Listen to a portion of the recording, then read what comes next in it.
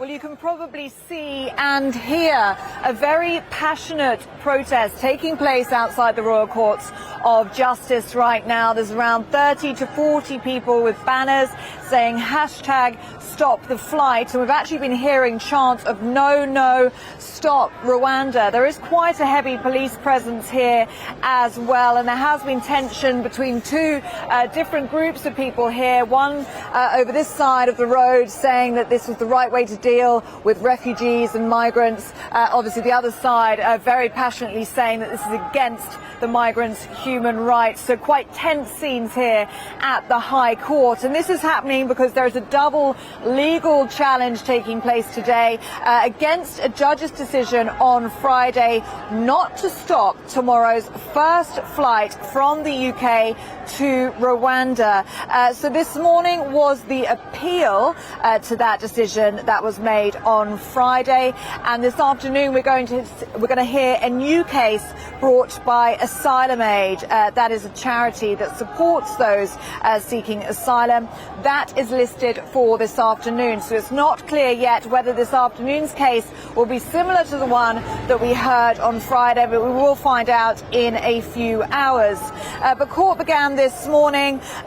We heard that 11 people are now scheduled to be on tomorrow's flight to Rwanda. That is down from 31, which was the figure on Friday.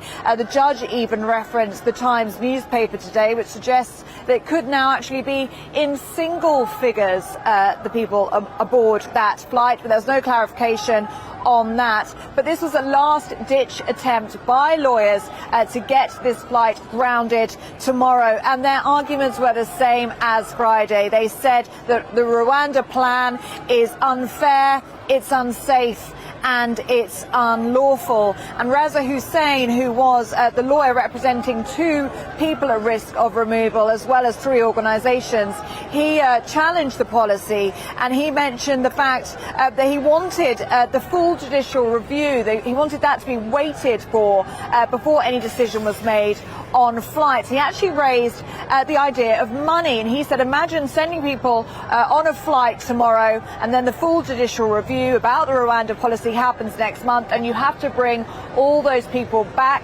They would then be entitled to damages, and that is a huge waste of taxpayers' money. So he was urging the judge to wait that 6 weeks or so until that full judicial review. What was really interesting in court this morning was that the UN Refugee Agency, their lawyer was in court today, and very seriously she put their position to the court. She said that the flight tomorrow should not be taking place, and more generally the UK-Rwanda agreement should be suspended, making that very clear.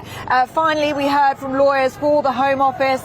Their argument was really quite simple, that the judge on Friday had made the right decision and that flight should take off tomorrow. Well, the judgment should come in from that appeal at about 3:30 p.m. this afternoon. That second hearing that I mentioned is going to start at 2 p.m. and we'll hear a judgment from that hopefully later on this evening. And the outcome of both of those hearings will determine if that flight actually takes off tomorrow.